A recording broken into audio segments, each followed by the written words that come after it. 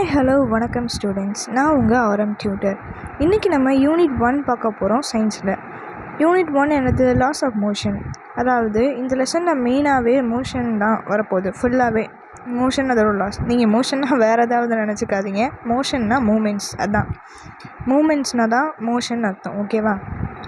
So நீங்கள் குழப்பிக்க வேணாம். அடுத்து இப்போ இன்ட்ரடக்ஷனில் என்ன கொடுத்துருக்காங்க, நம்ம நிறையா இதை பற்றி தெரிஞ்சுக்கணும்னு நினச்சிப்போம். அதே மாதிரி தான் இப்போ மூமெண்ட்ஸு அதை பற்றி தெரிஞ்சுக்கணும்னு நினைக்கிறோம். ரைட்டா? உங்களுக்கு மூமெண்ட்ஸு, மோஷன் இதை பற்றி நிறையாவே கொஷின்ஸ் இருக்கும்.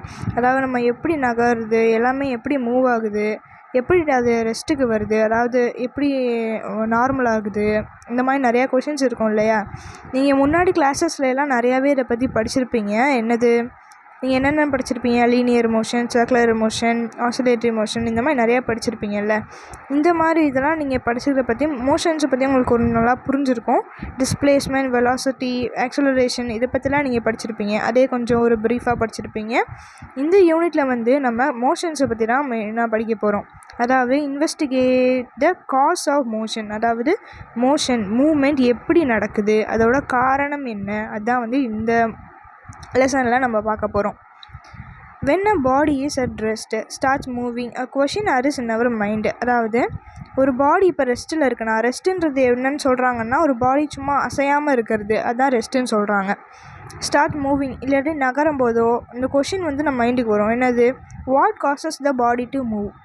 எந்த இது நம்ம பாடியை மூவ் பண்ண வைக்குது, எப்படி நம்ம பாடி மூவ் ஆகுது, இதான் இந்த கொஷின் நமக்கு மைண்டுக்கு வந்திருக்கும் இல்லையா? Similarly when a moving object comes to rest. அதே மாதிரி ஒரு நார்மலாக மூவ் ஆகிட்டு இருக்க ஒரு ஆப்ஜெக்ட் டக்குன்னு ரெஸ்ட்டுக்கு வருது. அதாவது நார்மலாக எதுவுமே மூவ் ஆகாமல் இருக்குது, அது அப்படியே எப்படி ரெஸ்ட்டுக்கு வருது, இந்த மாதிரி தான் நமக்கு நிறையா கொஷின்ஸ் இருக்கும். You would like to know what brings it to rest. அதை ரெஸ்ட்டுக்கு கொண்டு வர்றது என்ன இது அப்படின்னு உங்களுக்கு தெரிஞ்சுக்க ஆர்வமாக இருக்கும் இல்லையா? If a moving object speeds up or slow down. இதெல்லாம் வேணா கொஞ்சம் போரிங்காக இருக்கும். இங்கே பாருங்கள், நீங்கள் கேட்ட எல்லா கொஷின்ஸுக்குமே ஒரே ஒரு ஆன்சர் தான் இருக்குது. அந்த சிங்கிள் ஆன்சர் ஃபோர்ஸ் அப்படின்னு சொல்கிறாங்க. அதாவது நம்ம காமனாக யோசிக்கிறது என்னது? ஒரு பாடி மூவ் ஆகுதுன்னா அதுக்கு காரணம் புஷ்ஷு, அதாவது தள்ளுறது, இல்லாட்டி புல்லு, இல்லாட்டி இழுக்கிறது. இதுதான் ஒரு பாடி ஒன்று நார்மலான மூவ் ஆகிறதுக்கு ரீசன் நம்ம நினச்சிக்கிட்டு இருக்கோம். To move R bring to rest or change its velocity. ஒரு இது நார்மலாக மூவ் ஆகிட்டு இருக்குது, அதை ஃபாஸ்ட்டாக மூவ் பண்ண வைக்கணும்னா நம்ம தள்ளுவோம். இல்லாட்டி ஒரு இது மூவ் ஆகிட்டு இருக்குது, அதை நகராமல் பண்ணுறதுக்கு, அதாவது அங்கே இடத்துலையே நிற்க வைக்கிறதுக்கு என்ன பண்ணுவோம்? அதை பிடிச்சி இழுப்போம். ஸோ புல் ஆர் புஷ்ஷு, இது ரெண்டுமே நம்ம காமனாக நமக்கு தெரியும். இந்த புல் ஆர் புஷ்ஷை தான் நம்ம ஃபோர்ஸுன்னு சொல்கிறோம். இப்போ புரியுதா உங்களுக்கு? இந்த மாதிரி மூவ் பண்ணுறதுக்கு எல்லாத்துக்குமே ஒரு 2 வார்த்தையாக நம்ம பிரிச்சிருக்கோம். அதை எல்லா ஃபோர்ஸுக்குமே காரணம் ஃபோர்ஸுன்னு சொல்கிறாங்க. ஓகேவா? இப்போ இதை இன்னும் கொஞ்சம் ப்ரீஃபாக சயின்டிஃபிக்காக படிக்கணுன்னா சார் ஐசக் நியூட்டன் நமக்கு கிளியராக புரியணுன்றதுக்காண்டி 3 லாஸாக அதை சொல்லியிருக்காரு. 3 லாஸ். இந்த லாஸ் எது யூஸ் ஆகும்னா, understand the motion of a body. நம்ம ஒரு பாடி மூவ் ஆகுது, இல்லாட்டி ரெஸ்ட்டில் இருக்குது, அது எப்படி நடக்குது, ஏன் நடக்குது, இந்த மாதிரி காரணத்தெல்லாம் கொஞ்சம் ப்ரீஃபாக படிக்கணும்னா அது நமக்கு யூஸ் ஆகும் அப்படின்னு சொல்கிறாங்க. Also to predict the future. அதாவது இப்போ ஒரு செயல் நடக்குது, ஒரு மூமெண்ட் நடக்குது, அதுக்கு அடுத்த மூமெண்ட் என்ன நடக்க போகுது நமக்கு தெரிஞ்சுக்கிறதுக்கு ஹெல்ப் பண்ணும். இப்போ எக்ஸாம்பிளுக்கு நம்ம இப்போ நடக்கிறோம், ரைட் லெக்கை ஃபஸ்ட்டு எடுத்து வைக்கிறோம். அடுத்து நம்ம என்ன பண்ணுவோம்? லெஃப்ட் லெக் எடுத்து வைப்போம். ரைட்டா? அதை எடுத்து வச்சுட்டு அடுத்த அடி மறுபடியும் ரைட்டாக இருக்கும். இந்த மாதிரி அதோட ஃப்யூச்சர் மூமெண்ட்ஸை எப்படி கால்குலேட் பண்ணுறது அப்படின்றத ஈஸியாக நமக்கு புரிய வைக்கிறதுக்கு ஹெல்ப் பண்ணும் இந்த 3 லாஸ் அப்படின்னு சொல்கிறாங்க. இப்போ நம்ம என்னென்ன லாஸ்ன்னு பார்ப்போமா? ஃபிசிக்ஸில் ஒரு பிரான்ச் தான் மெக்கானிக்ஸ். ஓகேவா? இப்போ ஃபிசிக்ஸில் இப்போ சயின்ஸை நம்ம மூணாக பிரிக்கிறோம். ஃபிசிக்ஸ், கெமிஸ்ட்ரி, பயாலஜி அப்படின்னு பிரிக்கிறோம். அதே மாதிரி ஃபிசிக்ஸ் மெக்கானிக்ஸுன்ற ஒரு பிரான்ச் இருக்குது. ஃபிசிக்ஸ்லேருந்து பிரிகிற ஒரு பிரான்ச் மெக்கானிக்ஸ்ன்னு சொல்கிறாங்க. அது 2 எஃபெக்ட், 2 ஃபோர்ஸ் ஒரு பாடியில் இருக்கும், அது எப்படி கால்குலேட் பண்ணுறாங்க, இந்த மாதிரி ஹெல்ப் பண்ணணும்னு சொல்கிறாங்க. அந்த மெக்கானிக்ஸ் 2 பிரான்ச்சஸாக டிவைட் ஆகிருக்கு. அது என்னென்னா ஸ்டாட்டிக்ஸு, அப்புறம் டைனமிக்ஸ் அப்படின்னு டிவைட் ஆகிருக்குன்னு சொல்கிறாங்க. இப்போ ஸ்டாட்டிக்ஸுனா it deals with the bodies which are at rest under the action of force. அதாவது ஒரு ஆப்ஜெக்ட் இப்போ ரெஸ்ட்டில் இருக்குது, அண்டர் த ஆக்ஷன் ஆஃப் ஃபோர்ஸோட ஆக்ஷனில் ரெஸ்ட்டில் இருக்குது அப்படின்னு சொல்கிறாங்க. உங்களுக்கு கொஞ்சம் புரிகிற மாதிரி சொல்லணும்னா, இப்போ ஒரு மரத்துலேருந்து ஒரு இலை உதிருதுன்னு வச்சுக்கோங்களேன், அது வந்து மோஷனில் மூவ் ஆகுது. ஒரு ஃபோர்ஸில் தான் வந்து காற்றடிக்கிற ஃபோர்ஸுக்கு அந்த இலை உதிர்ந்து கீழே வருது. வந்தோடனே தரையில் அப்படியே வந்து நின்றுது, அவ்வளோதான். அது அப்புறம் ரெஸ்ட்டில் இருக்குது. அப்போ அது action of force of rest. அடுத்து வந்து dynamics. It is the study of moving bodies under the action of force. அதாவது மூவிங் பாடிஸை பற்றி படிக்கிறோம், ஆனால் வந்து அது ஃபோர்ஸில் ஆக்ஷன் ஆஃப் ஃபோர்ஸில் இருக்கிற மூவிங் பாடிஸை பற்றி படிக்கிறோம். இதுக்கு எக்ஸாம்பிள் வந்து நம்ம நடக்கிறதையே சொல்லலாம். அதாவது நம்ம நடக்கிறோன்னா நம்ம ஒரு ஃபோர்ஸ் கொடுத்து தான் நம்ம காலை வந்து நகட்டுறோம். அப்போ வந்து அந்த பாடி மூவிங் பாடிஸ் தான், பாடி வந்து மூவ் ஆகிக்கிட்டே தான் இருக்குது under the action of force. ஓகேவா? அதே மாதிரி டைனாமிக்ஸ் வந்து இன்னும் 2 இதாக வந்து பிரிஞ்சிருக்கு. அதான் வந்து கைனமெட்டிக்ஸ் அப்புறம் கைனெட்டிக்ஸ்.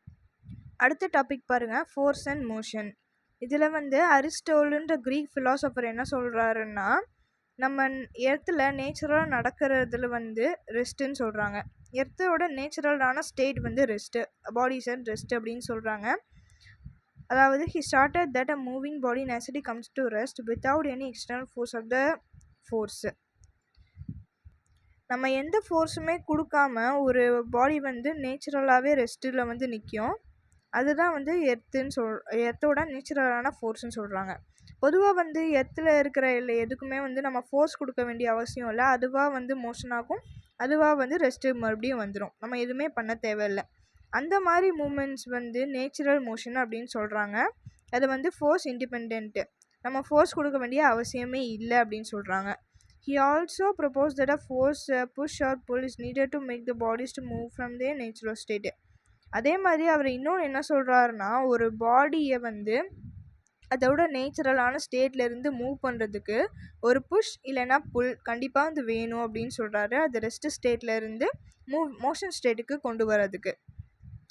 அதுக்கு அடுத்து வந்து நேச்சுரல் ஃபோர்ஸுக்கு வந்து ஒரு எக்ஸாம்பிள் ட்ரெயின் அப்படின்னு வந்து கூட சொல்லலாம். The object moves with our force is violent force. அதாவது ஒரு ஆப்ஜெக்ட் வந்து நம்ம ஃபோர்ஸ் கொடுத்து மூவ் பண்ணுது அப்படின்னா அது வந்து வயலண்ட் ஃபோர்ஸ்ன்னு சொல்லுவாங்க. அதாவது ஃபோர்ஸ் டிபெண்ட், நம்ம ஃபோர்ஸ் கொடுத்தா தான் அது வந்து மூவ் ஆகும் அப்படின்றது வந்து வயலண்ட் ஃபோர்ஸு. அதுக்கு எக்ஸாம்பிள் வந்து டேபிள்னு கூட சொல்லலாம். இதை பாருங்கள், அவர் வந்து இன்னொன்றுமே சொல்லியிருக்காரு. என்னென்னா, ஒரு ஹைட்லேருந்து 2 பாடிஸ் வந்து விழுகுது கீழே. அது விழுகும்போது எந்த பாடி வெயிட்டாக இருக்கோ, அதாவது எந்த பாடி வந்து நல்லா வெயிட்டாக ஹெவியராக இருக்கும், அது வந்து அந்த லைட்டான பாடியை விட ஃபோர்ஸாகவே கீழே விழுகும். அதாவது டக்குன்னு கீழே விழுந்துடும் அப்படின்னு சொல்கிறாங்க. அடுத்து வந்து கலீலியோன்னு ஒருத்தர் என்ன சொல்கிறாருன்னா, the object is in continuous motion without any force. நம்ம எந்த ஃபோர்ஸுமே கொடுக்காம ஒரு ஆப்ஜெக்ட் வந்து கண்டினியூஸாக மூமெண்ட்லேயே இருக்குது அப்படின்னா அது வந்து கலீலியோ வந்து ஒரு ஃபோர்ஸ்ன்னு சொல்கிறாரு. அதுக்கு எக்ஸாம்பிள் வந்து எர்த் தான். நம்ம எர்த்துக்கு வந்து எந்த ஃபோர்ஸுமே கொடுக்கல, ஆனால் அது வந்து ரிவால்வ் ஆகிட்டே தான் இருக்கும். அடுத்து நம்ம பார்க்க போகிறது இனர்ஷியா. இனர்ஷியா வந்து ரொம்பவே இம்பார்ட்டண்டான டாபிக்ங்க, நல்லா கவனிச்சுக்கோங்க. இனர்ஷியானா என்னதுன்னா, இப்போ வந்து நம்ம ஒரு வெஹிக்கிளில் பஸ்னே எடுத்துக்கோங்க. பஸ்ஸில் வந்து நம்ம ஹைவேஸில் போகும்போதெல்லாம் ஸ்பீடாக போவாங்க. அப்படி போயிட்டு இருக்கும்போது சடனாக பிரேக் போட்டாங்கன்னா என்ன பண்ணுவோம், நம்ம வந்து முன்னாடி போய் விழுவோம். ரைட்டா?